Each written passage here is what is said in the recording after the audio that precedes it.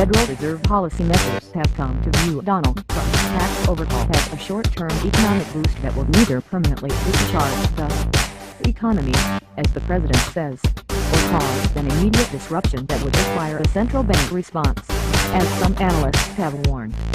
That view emerged in recent interviews with central bankers across the policy spectrum, from those eager to keep interest rates low, to those more inclined to raise rates as a guard against asset bubbles or any unexpected inflation toll. The interviews offer the most detailed look yet at a key issue: whether the changes in the tax code might prompt the Federal to raise rates more quickly and thus blunt the new law's impact. The issue has divided analysts, with even staff at Congress Joint Committee on Taxation fearing an aggressive federal reaction to the new law. But all four of those interviewed by Reuters shared a common conclusion that the law would provide some short-term benefit without raising any near-term risks. They predict that the combination of corporate and household tax cuts will raise growth by up to 0.5 percentage point annually for the next couple of years, and help keep unemployment at near record lows and thus perhaps raise wages. In addition, depending on how companies respond in terms of increased investment, the plan might raise long-run potential growth by a small amount. What they do not see is any great risk that the tax stimulus will fuel inflation or a run-up in asset prices that would prompt the Federal to raise interest rates any faster than it already plans. Though not an endorsement of the legislation, it is an important sign the Federal will not stand in its way.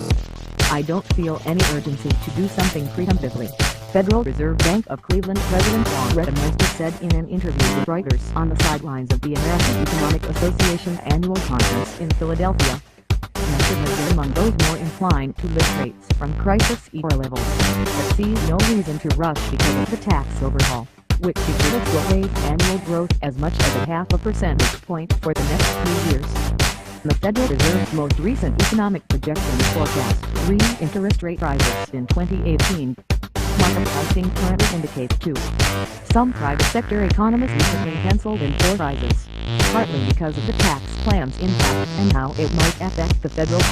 Central bankers, however, seem poised to stick with their current plans, confident that inflation will stay tame and that the recent record run on U.S. stock markets is largely the result of economic fundamentals, not dangerous speculation.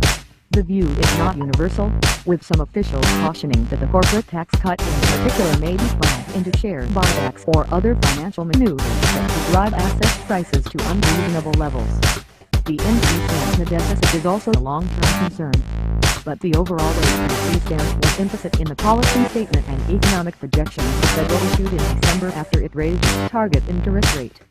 Policymakers upped their forecast for economic growth at the time but held steady their expectations on rate rises. The tax cuts will take place just as the Federal Reserve transitions to a new leadership, with former banker Jerome Powell taking over from Janet Yellen, who over for years as federal chair focused on lowering the jobless rate in hopes of healing household finances after the 2007 to 2009 financial crisis and recession.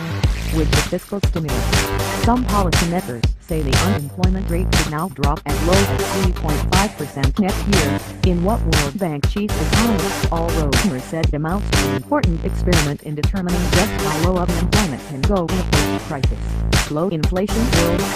The balance of risks now suggests that it would be a good idea to experiment with pushing employment a lot harder, Romer said in Philadelphia. The unemployment rate is currently 4.1%, well below the 4.5% to 5% level that standard economic models say should lead to higher inflation.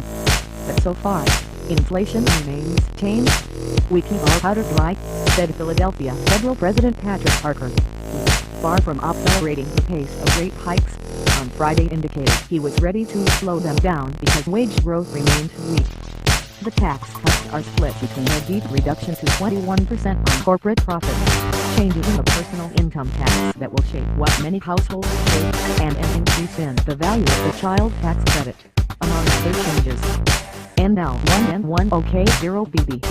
How that affects the economy will depend on the degree to which it fuels consumption by putting more money in people's pockets, versus supply side changes that could cause companies to invest more as a result of the lower tax rates.